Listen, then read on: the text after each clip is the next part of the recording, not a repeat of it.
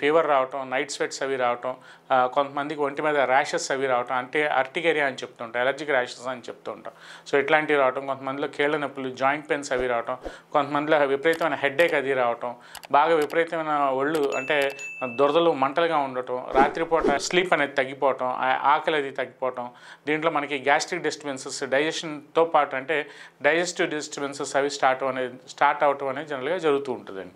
So ఈ primary science and symptoms of HIV అనేది ఏమైనా ఇట్లాంటి లక్షణాలు అనేవి ఆ వ్యక్తిలో ఎక్స్పోజ్ అయిన వ్యక్తిలో ఏమైనా కనిపిస్తే ఇమీడియట్గా ఫస్ట్ అండ్ ఫార్మోస్ట్ థింగ్ ఒక క్వాలిఫైడ్ డాక్టర్ దగ్గరికి మీరు అప్రోచ్ అవ్వాల్సిన అవసరం, లేదంటే ఒకసారి మీరు కన్సల్ట్ అయ్యి ఇలా ప్రీవియస్ హిస్టరీ ఆఫ్ ఎక్స్పోజర్ ఒక 10 days బ్యాక్ లేదంటే ఒక 1 month బ్యాక్ ఇలా జరిగిందండి అంటే ఒక ఇన్ఫెక్టెడ్ ఇండివిజువల్, అంటే ఇన్ఫెక్టెడ్ ఇండివిజువల్ అనేది జనరల్గా అదర్ ఇండివిజువల్స్ చెప్పరు, జనరల్గా బయట ఎక్స్పోజ్ అయ్యానే విషయం మీరు ఓపెన్గా డిస్కస్ చేయగలిగితే మీకు ఇప్పుడు ఈ రోజుల్లో మనకి చాలా అడ్వాన్స్డ్ టెస్ట్లు అనేవి మనకి ఎక్కడ అందుబాటులో వచ్చేసినాయండి. సో దీంట్లో మనకి క్వాలిఫైడ్ ల్యాబ్స్లో మనం వెళ్ళి ఒకసారి పరీక్ష చేయించుకుంటే జనరల్గా యాంటీజెన్ యాంటీబాడీ రియాక్షన్స్ కానీ, లేదంటే HIV P24 antigen Eliza method ద్వారా చేస్తూ ఉంటారు, ట్రైడాట్ మెథడ్ అని చేస్తుంటారు.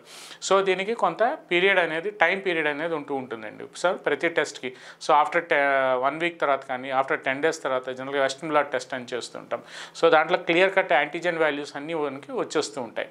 సో దీంట్లో మనకి కొంతమందిలో ఇంకా RNA-PCR అని కూడా ఒక టెస్ట్ ఉంటుంది. సో అది కొద్దిగా కాస్ట్లీ టెస్ట్ కంపారిటివ్గా ఇవన్నీ నేను చెప్తున్నవి. సో బేసిక్గా మనకి ఒకసారి అనుమానం ఉంది ఆ వ్యక్తిలో ఇండివిజువల్లో అతనికి ఏదైనా హెచ్ఐవి పర్టైనింగ్ సిమ్టమ్స్ ఆయన కనిపిస్తున్నాయి అంటే బేసిక్గా దీంట్లో మనం P24 యాంటీజెన్ ఎలిజా మెథడ్లో చెక్ చేసుకోవచ్చు అండి. లేదంటే ఒక 1 month ఎక్స్పోజర్ అయింది అంటే జనరల్గా దాంట్లో ఆ ఇండివిజువల్లో యాంటీబాడీస్ అనేవి డెవలప్ అయిపోయి ఉంటాయి కాబట్టి ట్రైడాట్ టెస్ట్ చెక్ చేసుకుంటే అతను ఇన్ఫెక్ట్ అయ్యాడా లేదా అనేది మనకి ఆ ప్రొసీజర్ ద్వారా అది చేసే బ్లడ్ టెస్ట్ యొక్క రిజల్ట్ వాల్యూస్ బట్టి మనకి చాలా క్లియర్గా అతను పాజిటివ్ నెగిటివ్ అనేది తెలిపోతూ ఉంటుంది. సో తద్వారా మనం ముందుకు ట్రీట్మెంట్ అంటే మనం ట్రీట్మెంట్ ప్రాసెస్లో ముందుకెళ్ళే ఛాన్స్ అనేది ఎంత మాత్రం ఉంటుందండి.